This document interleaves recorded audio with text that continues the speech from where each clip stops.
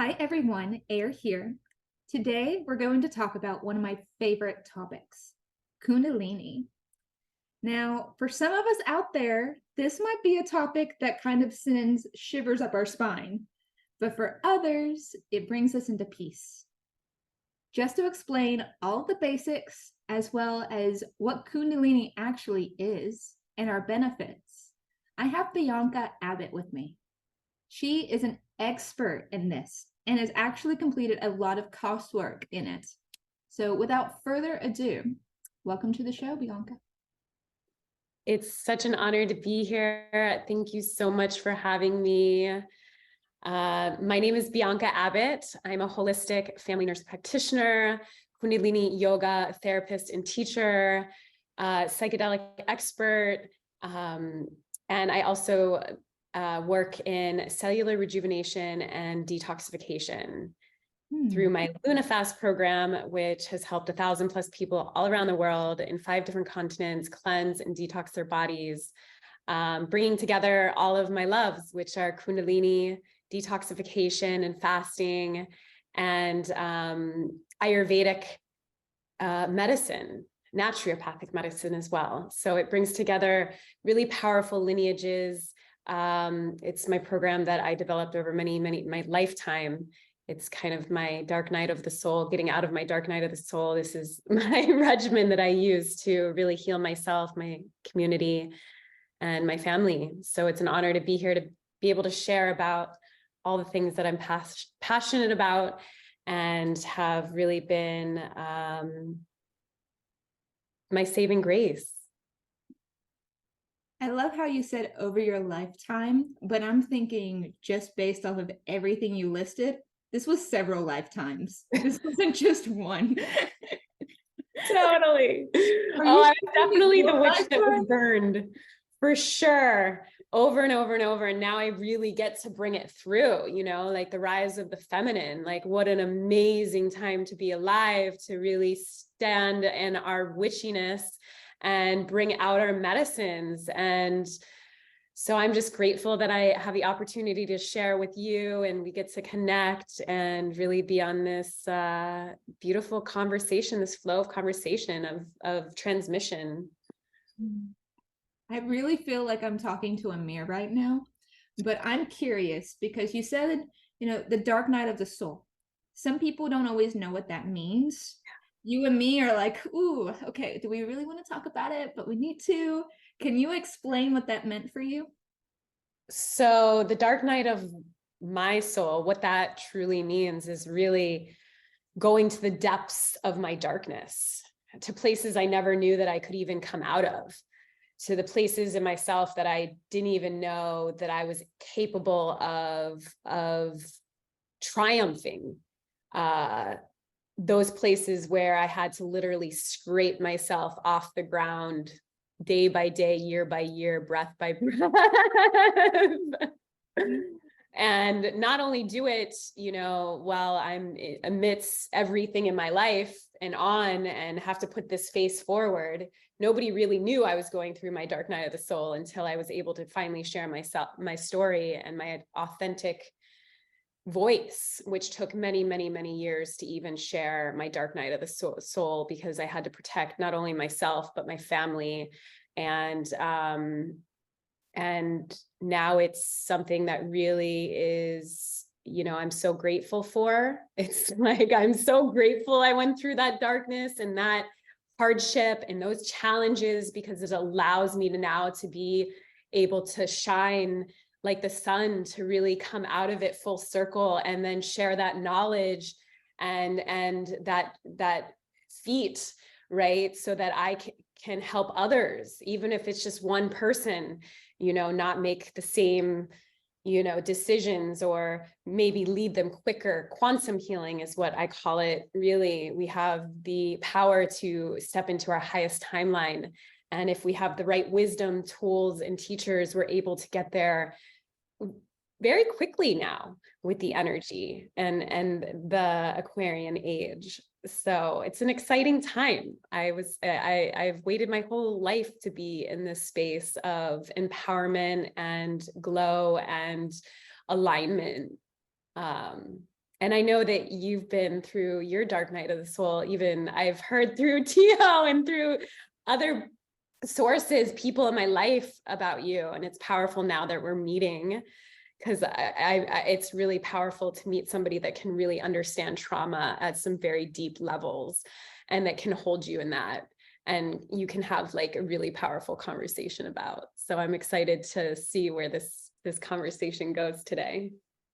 It's like when I was mentioning mirror, I didn't necessarily mean, and for those that you don't watch this and actually just listen to it on the podcast, is yes, we look alike, but when I said mirror, I meant we felt alike. Like I can tell that you've been through some trials. I can tell that you like radiate this joy and this lightness.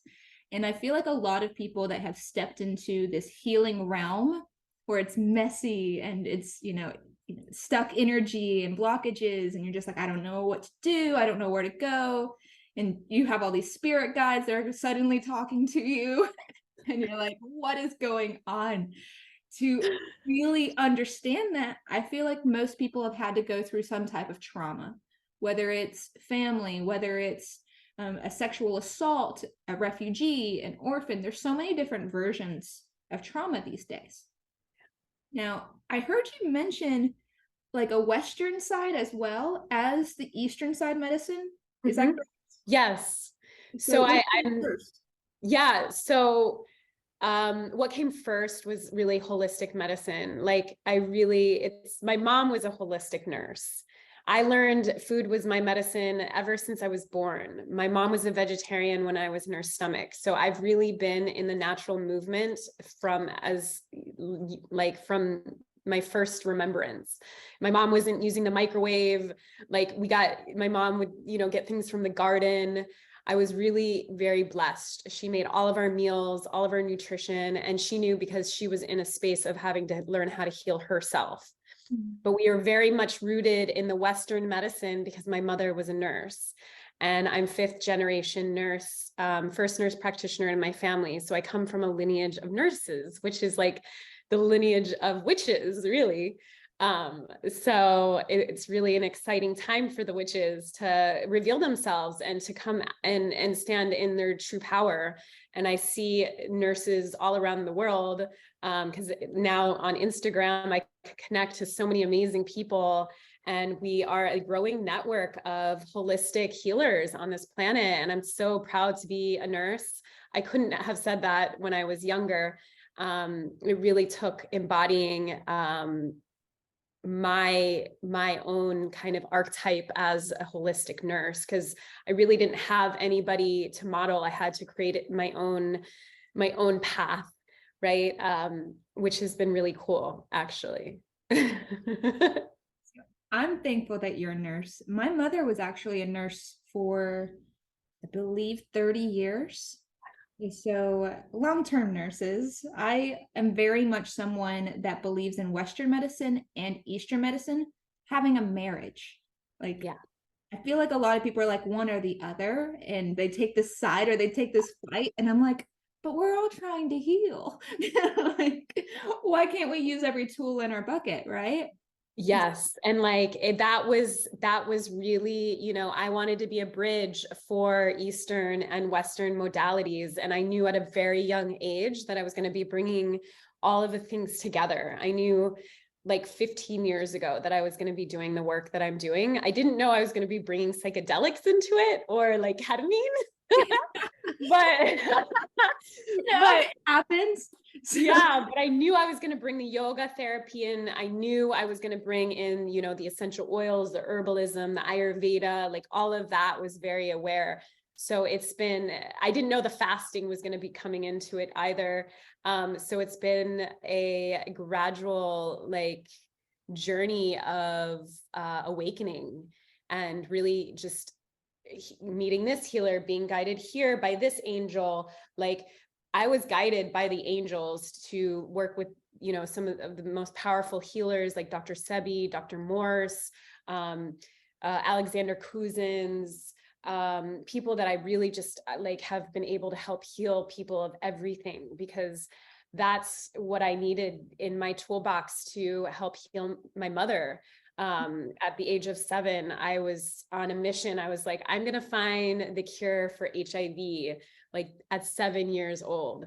My mother was given HIV in the hospital when I was 13 months old. She was giving birth to my sister and had to get an emergency C-section because she had placenta crida. Her placenta literally grew into her uterus and it bursted, and she had to get a blood transfusion, and she ended up getting HIV. And my family didn't know until like 3 years later. And luckily, my sister wasn't breastfed, and my dad miraculously didn't get the virus, and they were, having sex at the time too. So it was, thank God, it was a miracle that it didn't get spread to the whole family. And so we've had to keep it a secret, my whole life until I was like 33. And from then I've been on a mission to remove the masks, really deal with the trauma, really confront it head first, through all types of things that had to happen to create that catalyst for it to come out. Because at first I was more in my perfectionist mode. I was in, having to be perfect. And then had things in my life that have had really make me get on my knees and ask for divine guidance, to be able to get the strength to be able to carry on life. So I'm so grateful for Kundalini for being that for me, to give me the tools to awaken and to reprogram my subconscious mind through 4 a.m. sadhana. Thank God for sadhana. Like, woo, Aquarian sadhana specifically has been really like my love. And we're actually going to be starting a 40-day 4 a.m. On the Lion's Gate starting this week, coming up, with my community here in Miami. So that's exciting. Hopefully you'll be able to join us. It's going to be offered online and at the studio at Fresh Prana, which is the Kundalini Yoga Studio of Miami, which is such an honor to finally have a home where we can all come and, a hub for spiritual awakening. And with some of the most powerful teachers, I think, on the planet. And in Miami, we're so blessed to have such powerful teachers in Miami. So I feel like you've made my job so easy as a podcast host. Every little plug I was going to do for you, you already went there. And I was like, perfect. But with that, I love that you set the stage for the Western side, because there's going to be people that listen to this and they're like Kundalini and they like, get that tension. I have no idea, freak out, even if they're interested in it and they want to learn more. So I really appreciate you kind of laying that foundation, but even more importantly, just opening up your heart to be able to share with your family and to share your experiences and to really explain why you do the work that you do, I think makes all the difference. And so thank you for that. It's my duty, really. If I don't, it's almost if I'm selfish, if I don't give away the wisdom and, really allow myself to be of service, because that's why we're here, to be servants to God, sadhus. And just really embodying that and really holding space in the community for powerful transformation, and is what really the medicine for me to really get to the depths of my own darkness and my own issues as well. So it's like we are all teaching each other and guiding each other home. And that's the power of really being in our authentic voice, our power, or be empowered, and to share our wisdom so that we can really just, elevate and rise together. So let's share some wisdom. Like, we set the stage, we got our why, we got our how. what is Kundalini? Great question. So the Kundalini is an energy at the base of our at the base of our spine. They call it a coiled serpent at the base of our spine. And usually that serpent energy will be awakened sometime in the life of the human or any organism, because everything has Kundalini energy, right? Kundalini energy is our sexual energy. It's also the Holy Spirit. And it's also our Shakti energy. It's the feminine energy. And so this energy is, when it's awakened, it allows for the rise of this energy. It goes up in a double helix, going up the spine and then coming down the spine like a DNA helix, right? Going up the Pingala and down the Ingala, and allowing for the alchemical process of awakening. And the Kundalini really enlivens your chakras. It enlivens your whole entire being. It's the electricity of our spirit, of our with nature. And how I would say it's almost like a baptism when the Kundalini rises. And for some, it can be very intense. And for others, it can be very pleasurable. And I mean, it really, the Kundalini rising and awakening is to each their own. And it, depending on where you're at in your spiritual development, it can be like completely life-changing and just, or it could be completely destructive and then life-changing. Like I had to watch my sister go through pretty intense Kundalini awakening. I also went through a very intense Kundalini awakening in New York City.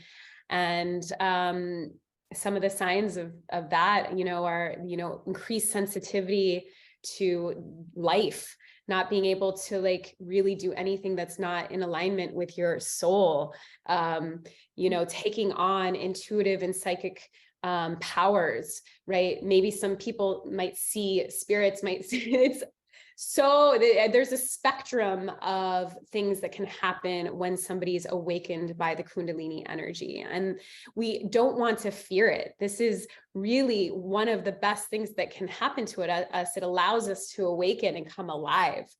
And as Americans, I think that we've gone really deeply against ourselves. So we haven't really been in tune with our Kundalini, like the, Asia and India and more of these indigenous cultures that are very much connected to their primal Kundalini energy. And I really love traveling and witnessing other cultures and how they really allow for the Kundalini rising, because it doesn't have to be just through Kundalini yoga. But Kundalini yoga is a really great way to teach people how to use their Kundalini energy to awaken themselves and come alive and deeply love yourself. I love that you brought up Kundalini yoga. I'm going to bring up things like yoga and tantra and breath work, because I feel like these all come together. But first, I kind of want to explore the idea of the differences between a Kundalini awakening and a general spiritual awakening. Is there like a break point, or is a Kundalini awakening part of a spiritual awakening? I think it's one and the same, honestly, because it's the awakening of the higher brain, the higher centers of the brain. It's also an awakening of the pineal and the hypothalamus.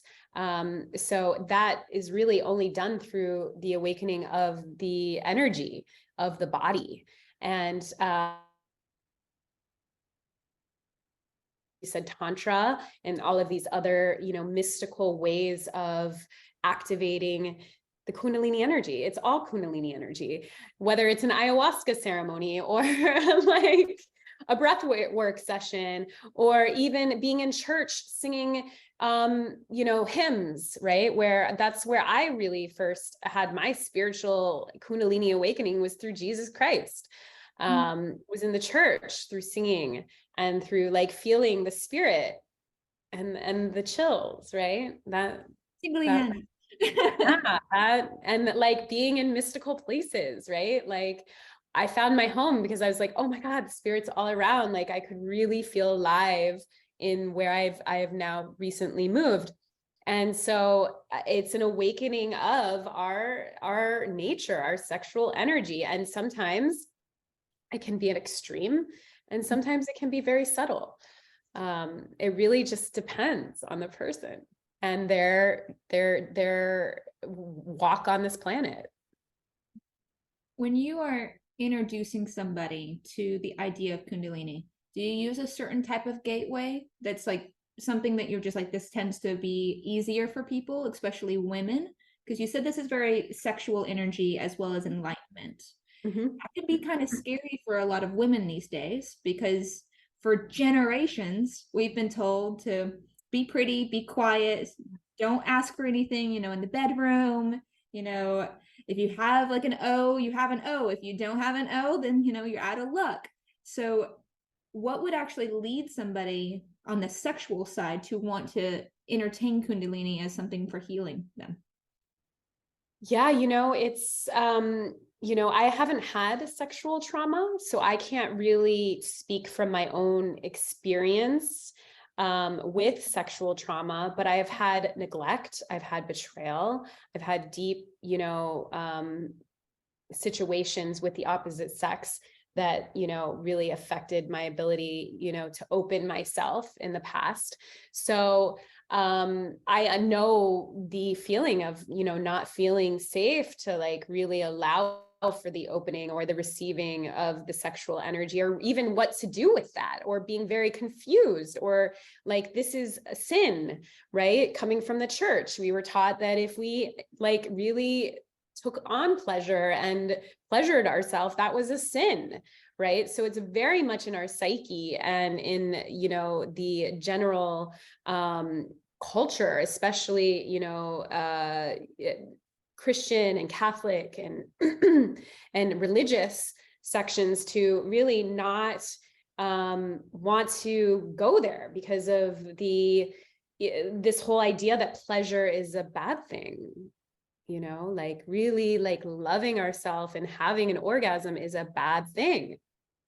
And that's something that I've had to rewire in myself by learning how to feel good, like learn how to like really start taking on love and feeling good and feeling okay to feel nourished. And I mean, I'm now still just like really allowing myself to open to pleasure, to open to love, to really open to all the blessings, because I feel like we've been taught to like repel it, to like, oh, it's bad or it's not good. So it's almost like, for me, it's been like a reprogramming of my whole entire like way of being through 4 a.m. sadhana and through chanting mantra and through, sun gazing, eye gazing. I mean, so many different practices to relearn what is right. And we innately know. That's the most beautiful thing about it. Like Tantra is known deeply inside me. Kundalini is deeply known. I don't have to go anywhere to really learn this. I think also my scorpionic nature. I do have, my deepest love is making love with the opposite sex, like really like going into that divine partnership is one of my favorite ways to awaken through Tantra. So it's really just been a reprogramming, a trust, and having great teachers to guide me, really, because when I first got into Kundalini, like the mantras, like everything, I was like, oh, is this cult? Is this like, I didn't feel safe because I was so used to being closed, contracted, not wanting pleasure, like very like white American, Catholic girl. Western side, right? Just the Western side. Yes. Yeah. And I had to like relearn because this wasn't making me happy.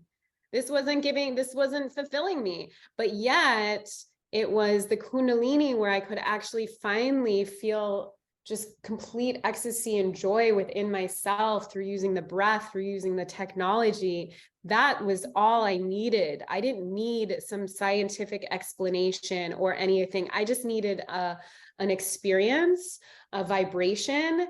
And that was, you know, for me, like for the first time, my first Kundalini class, I was like blown away, because for the first time I felt peace, and like what it felt like just to be like I could take a deep, deep, deep breath for like the first time in my life. So that was really, I guess my first class was like, I don't need, I just needed that feeling. And so I just went for it, you know, every day, like searching for that peace, that calm, that nervous system regulation. And then taking the teacher training, really getting the education, like you said, like the more that we educate ourselves and understand the meaning, instead of judging and saying, oh, this is not me, like let's go deeper and see, like don't take things as face value, like really investigate it. If it feels good, like learn about it. And so that's what I did. I was just like on this like obsessive path to finding true healing, because I was searching it so deeply in my bones, because I was diagnosed with so many different things. I was like the classic case of trauma, where it was manifesting physically, mentally, and spiritually. And I needed Kundalini was my saving grace. Yeah. Gemini in me is like, I want to ask a million questions, but I'm going to stay on topic. Yeah. And so you can stop me, because I can go for a long time talking about this stuff. So and please, I want you to. yeah. I want you Okay. to. My mind is like, I want to ask her about this and that and this, but I also want to like hone in on this experience. Yeah. Because not everyone has had their first experience, and it sounds like you felt a shift in energy from like day one. Is that common? And then my second part is, if it's not common, how many sessions, and what is that first session like through you being a teacher now to like a new student that's new to it? Okay, so my first Kundalini awakening didn't even happen during Kundalini. It was actually during an Osho dynamic meditation, where I had to keep my hands up and like I was going, whoo, whoo, and it like activated my Kundalini. And I literally had the most amazing orgasm and awakening of my energy like that. I had never experienced anything like that. Like, and I knew instantly, I was like, oh, this is Kundalini. Like, not even my teachers at the time. I was in New York City. I was getting trained in vinyasa, at Yoga to the People. And they couldn't even tell me, because they didn't even understand Kundalini. Like, they were in vinyasa training, right? And probably my age or a little bit older. So not a lot of age and wisdom. And it really took me going and like miraculously finding my teacher in New York City. I was guided to her, where I could finally understand what Kundalini was, because you can't like literally go to your vinyasa teacher or teachers that aren't like specialized in Kundalini to really understand what it is. And so I'm so grateful that I had her, Harikar Khalsa. She's in New York City. She has the Tree House. It's one of the most beautiful spaces to go if you are there, to have like just one of the most sacred Kundalini journeys. And so really it was her who took me under her wing. And I knew after my first class that I wanted to get this wisdom for myself and to help with the healing of my family, because Kundalini has so many people that have doctorates, that have done research. There's research done on this technology, this Kundalini technology. And as a scientist, as a nurse practitioner, that was really important, because I needed that to not only convince, hospitals and schools when going in and teaching in schools and hospitals in the past.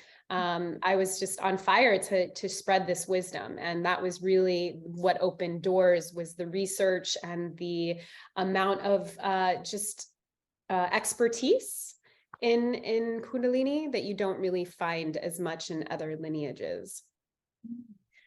So for you, it wasn't even an actual sit down Kundalini. We're at the studio session. I love yoga. I feel like I plug yoga every single episode, whether it's about yoga or not. It's been my saving grace. With that, let's say I'm new. Let's pretend for a moment I've never been to Kundalini, and Eric's your student. And she, everyone knows on the podcast, on the books, my whole platform is about, survivor to thriver, especially when it comes to sexual exploitation. So when I go out, I have my Western degrees, I have my Eastern certifications and degrees, and I'm here and I'm like, still a little bit reserved. I'm pretending, right? I'm having this fun. But I'm like, I don't know, Bianca says this is going to change my life. What can you kind of give me to be like, okay, calm down, just sit down with me, let's work together? Yeah. So, if you're wanting to begin this journey and you're in Miami, I do teach every Saturday and love bringing on new students and guiding them on this path and this journey. If you're ready to come into the studio, some people aren't ready to come in the studio yet. They're still like, I still wanted to educate myself on this and get more, confident with themselves, with the postures. And so I recommend my teacher, Jaya Dev, who has like an incredible Life Force Academy, which goes through the full education on how to start your Kundalini practice. And he has been my teacher for almost 10 years. And like, he's really just an expert in this. And so yeah, and then also, if you're ready, if you're in a crisis, right? Like if you're wanting to, or you're just wanting to like spiritually optimize your life, we have these 40-day 4 a.m. practices that can be done online or at the studio. And it's literally a whole family. Like we're here to support each other. This practice is done in community because it's the collective consciousness of being together that allows for this tremendous upliftment in energy and vibration. When you mention community, some people might get a little bit nervous to be able to be fully expressive, especially when we start talking about sacral energy, right? Mm-hmm. When you say community, is a class like 5 people or is it like 500 people? Are we hosting stadiums or is it more intimate? Oh, Fresh Prana is so intimate. They just opened. So, we have like 10 to 20 people at a 20 people max, but like it's Kundalini is very much in Miami, it's still growing. So it's still very, very, very intimate at Fresh Prana. And that studio, you feel like you're being personally hugged every time you come and given all of the facilitation and support that you'll need through this process, because it is a process.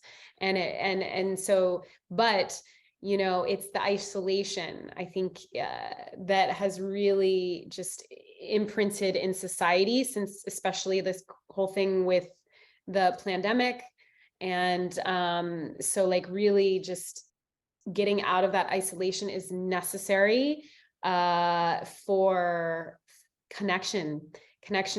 We need to be connecting, even if it feels uncomfortable, even if it doesn't feel right, but you can do that also online, right? So you can connect to community online as well. And so I have clients all around the world that I get to connect through online, which is just as powerful too. And you can do the one-on-one, right? Like I love doing one-on-one. I work one-on-one with clients and love taking somebody through a journey, especially if you're going through like some type of transition, crisis.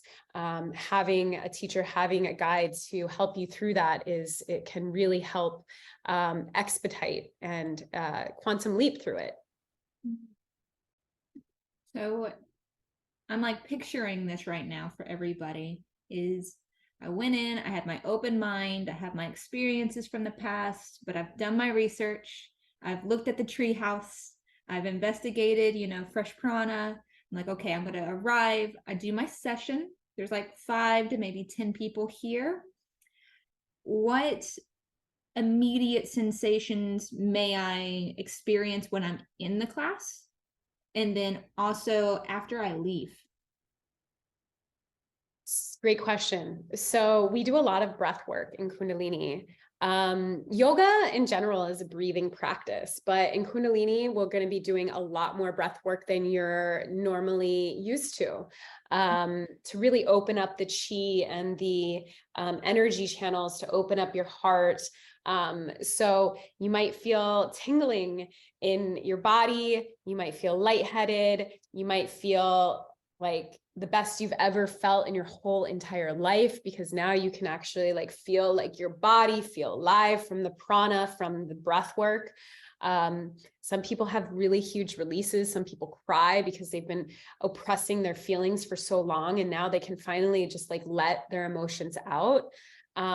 Some people have like, you know, just the most radical shift and just feel so like now this is like they found the way to healing themselves. Or they might not like it at all. And they're like, no, this isn't for me, you know? So it's just really, it really just depends on the person. And, but usually this practice really attracts people that have gone through a lot of trauma.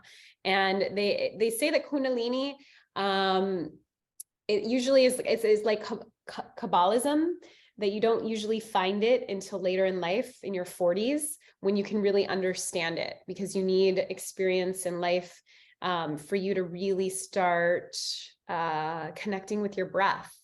Well, at least in our culture, right? If you look at like the Indian culture, they're given this wisdom from, you know, day one. So it's like, they don't even, it's a completely different way of being. Like they start their life in moksha, in liberation. Like we have to find liberation later in life because we didn't have the wisdom to direct us towards our dharma, right? So I have a couple more questions because I know that you got to go and we just all should just, you know, sign up for the next class. But with that, there's this thing of like transgenerational trauma. And women, again, whether you call yourself a witch, whether you call yourself a healer, whether you're a yogi, there's so many different names for us these days. Does Kundalini fit into that puzzle of ending generational curses or generational traumas? Oh, absolutely. I honestly am only working with like the most powerful medicines for me, because I do have a lot of generational ancestral karma, and most of us do, especially living in America, living on these lands that were stolen from the actual like true indigenous people. So we take on that trauma as well in these lands. And so it's like, this goes super deep. It helps to literally create neuroplasticity in the brain through the use and direction of the Kundalini energy. We literally can have psychedelic experiences with ourselves, with our prana, with our life force energy, right? I've had exorcisms. I've had some of the most deepest cleansing spiritual awakenings and healing experiences through my Kundalini. I literally didn't touch psychedelics for so long because I didn't even need them, because I was having psychedelic experiences with my breath and really getting to those deeper, ancestral karmas, and remembering and waking up, right, to my lineage of my grandmothers, of my grandfathers, right, of the indigenous. Like I have Iroquois in me as well. And I've been able to really tap into those codes. And, you know, the deeper that I go in this practice, the more I become in alignment with my ancestors, really. And not only that, I get to really break the karma, and I feel my ancestors cheering me on, right? I feel like even this past time with Jayadev doing 4 a.m. sadhana, I was able to come full circle with my grandfather and really experience my grandfather in the spirit realm at 4 a.m. and come full circle with my healing with my grandfather in the spirit realm. And now I get to know him at a very intimate level and get to feel him during those ambrosial hours, right? So it is, you know, connecting to the spirit realm. That's what we do in Kundalini yoga, especially at, you know, the hours between 4 a.m. and 6:30 a.m. when the veil is very thin. We're able to connect with our ancestors. We're able to get the downloads that we'll need to in the blueprint for the awakening of our soul. I could talk to you for hours. I'm going to ask a fire question, and then I'm going to ask what my true last question was going to be. My fire question is the 4 a.m. to the 6:30 a.m. Yeah. At a certain time zone, or is that just where you are presently, your 4 to 6:30? So some yogis say that 3:45 is the most optimal time. And it really also depends like during the year, like if it's summer or winter. It's really when the sun is at an angle, at a 60-degree angle to the earth, the horizon. This energy is the most potent. It allows for the prana to be super focused so that we can really tap into the subconscious mind and literally reprogram our subconscious mind through neuroplasticity, which is activated through chanting mantra, through doing kriya, breath work, reciting the japji, which is this ancient prayer, this Gurmukhi ancient prayer by the Sikhs. And that activates the master glands, and that, you know, the master glands are our pituitary, our pineal, our hypothalamus. These allow for the awakening, right? So whether you take a medicine or you do it through breath work, or you do it through, you know, raising your energy through chanting mantra, right? It's all the same thing. You're raising your energy to awaken yourself to the spiritual realm and your dharma, which is your soul's path, your soul's journey, which is the greatest. That's why we're here. I feel like that's where a lot of dream work comes in as well. Because when you said that, I was like, the witches say 3, the yogis say 5. I was like, why? What's the actual marriage? So that 60-degree angle really helps, like, bring it home. Right. So it can be anywhere from 3:45 to 6:30. That is and some people say 3, right? So those hours. Yeah. And they say that, like, you know, instead of dreaming, you should be reprogramming your subconscious mind through these practices during those times before the sun rises. So it's really before the sun rises that you're able to access that energy, unlike any other time in the day. Okay. Clearly noted. For my personally, as well as everybody else. Yeah. My last question is, you were talking about having a studio, or maybe it's like through a whole different experience, like vinyasa in the ocean, which just sounds amazing. But nonetheless, when it comes to ceremonies, so we've had a whole discussion and series on cacao ceremonies on the podcast. We've talked about ayahuasca on the podcast. We've talked about, I can't remember the proper name, but the toad. We've talked about all sorts of different types of gatherings together. Is there anything that we shouldn't blend when we're trying to have a Kundalini experience when it comes to ceremonies? Or any that are ceremonies, like, yeah, you know, the woman, right? Like the woman, when she's on her moon cycle, we have to be very careful when we're doing breath of fire and postures like the mole bond. Women should be very cautious around that time because that's a time when the body should rest. So, and we don't recommend breath of fire or really like contracting the mole bond, the sex organs, because that's a time when the body needs to rest and shed the menses. Also, yeah, that's an interesting question. What not to bring into those spaces, right? or ones that just go very well together. Like, yeah, I wouldn't recommend Yeah, I wouldn't recommend eating. Okay. You want to be fasted.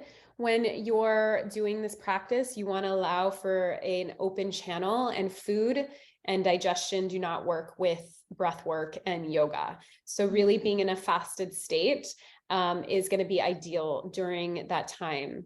And Irrigation after you've gone through like irrigation period, after we've done a ceremony, is there a certain time we should wait before Kundalini? So I would, it's interesting. Like after ceremony is the best time to do Kundalini because it's one of the best things for integration from any type of medicine. I love doing Kundalini to ground, to come back into the body, because after these like more, especially ayahuasca or ibogaine or bufo, like they're so intense and they bring us way into our higher chakras. So using Kundalini to ground is a really great way to come back into the body. I love marrying Kundalini yoga with plant medicine because it really is for me, a perfect marriage. And I've done a lot of work in retreats all around the world, bringing together plant medicine or cacao or tantra with Kundalini. Thank you. So I love it because I'm like, how do we marry things? How do we bring them together? The duality, that's the Gemini showing again. And I'm like, okay, can I blend this together and still be safe? So what I gathered, and this is kind of my summation here, is you should avoid or be very cautious when you're on your moon cycle. Yeah. Fasting is the best, but not necessarily you have to be fasting. It's just going to have like a higher effect. You can have like a little bit of fruit, but yeah, you should have an empty stomach when you're practicing Kundalini. Yeah. You don't want to eat a meal and then go to Kundalini. Yeah. You don't want to wait at least 2 hours. Yeah. At least wait, at least an hour to 2 hours to make sure that you have the most pleasant experience, because it's really not comfortable to be digesting while you're trying to do breath of fire. Okay. Dearly noted. Not going to eat before tonight. With that, blending it with plant ceremonies or with other practices like tantra or yoga or breath work or cold plunging, pick your healing like style, is a good thing. It can actually aid in it. And then the having just a guide, I feel, is critical here, whether it's you or someone else in your local territory that you're very comfortable with that has experience here. I feel like if you just have those kind of set up when you walk into that first class, whether you have a clue what's going on or whether you don't have a clue, you're going to be okay. Oh my gosh, like do not fear your Kundalini. Love this experience. It's literally your body's being blessed by your energy. And I feel like there's been such a stigma that we need to like erase, because this is really something that can be one of the most powerful healing forces of your life. And it really does take a guide. It takes a teacher. And so that's why Fresh Prana is like, we're so blessed to have this space in Miami. And, I work online with clients. I have clients in Korea. When